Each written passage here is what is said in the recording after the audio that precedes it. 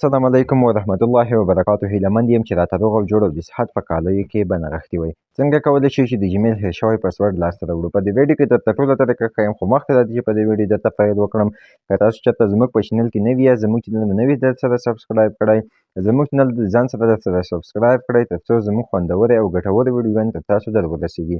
ښه راځم درته په ویډیو پیل کومه. تاسو به راشئ په جیمیل به ورته کلیک موږ په جیمیل ورته کلیک واخیستو، تاسو به بیا هغه جیمیل ته راشئ چې په کوم جیمیل کې تاسو غواړئ چې موږ د جیمیل به هیر شوی پاسورډ لاسته راوړو. دا به چې دلته به د پروفایل خپل پروفایل ورته کلیک واخلئ. راځم په د پروفایل ورته کلیک اخلمه. دلته تاسو ته ټول جیمیلونه ښکاره کېږي. په هغه جیمیل به ورته کلیک واخلئ چې تاسو یې غواړئ پاسورډ بدل کړئ. زه مثلا دلته یو غواړم، په دې یو غواړم چې پاسورډ یې بدل کړم، نو کلیک به پرې واخلئ او تاسو ته به د هغه جیمیلونه ټول راښکاره شي.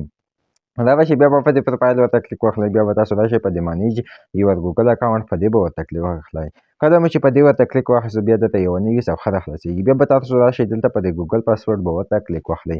کله مو چې په ګوګل پاسورډ ورته کلیک واخیستو، راځم زه ورته په ګوګل پاسورډ کلیک اخلم. تاسو ته دلته یو څو عملیې سرته رسیږي. ښه، موږ لږ انتظار وکړو تر څو زموږ د صفحه راخلاصه شي. که دلته به تاسو خپله پاسکي ورکړئ، ما خپله پاسکي ورکړه. خپله پاسکي مې چې کله ورکړه، بیا هم درته یوه نوې صفحه راخلاصېږي. موږ تر هغې نوې صفحې ته انتظار باسو. ښه، زموږ هغه راخلاصه شوه صفحه. دلته په دې لومړي یو کې به تاسو ورته ولیکئ یو ښکلی نوی پاسورډ به ورته ولیکئ، قوي پاسورډ به ورته ولیکئ. مثلا زه ورته لیکمه چې تاسو به دا ډول پاسورډ ورته ولیکئ چې هم یو لوی عدد شتون ولري، یو سیمبول شتون ولري، عددونه هم شتون ولري، انګلیسي حرفونه هم شتون ولري. په لومړي یو کې به هم هماغه پاسورډ ورته ولیکئ او په دویم یو کې به هم هماغه پاسورډ ورته ولیکئ. په لومړي یو کې زه هغه پاسورډ ورته لیکم، تاسو ته به یوازې وښیم. مثلا زه ورته لیکمه خالد ډاټ 1 2 3.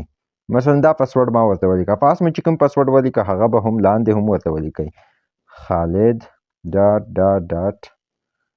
1 2 3. کله مې چې دا ورته ولیکل، نو تاسو به سترګې نشان وینئ، په دې به ورته کلیک واخلئ. نو مثلا دا ډول پاسورډ به تاسو ورته ولیکئ.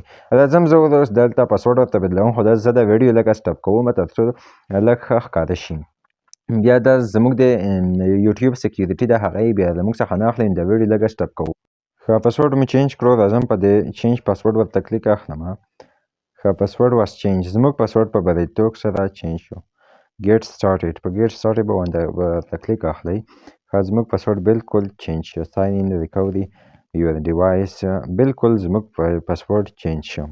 ښه، دلته بیا یس کنفرم باندې ورته کلیک اخلمه. ریکوري فون کنفرم، د فون ریکوري کنفرم شو. بالکل په بریالیتوب سره زموږ پاسورډ چینج شو.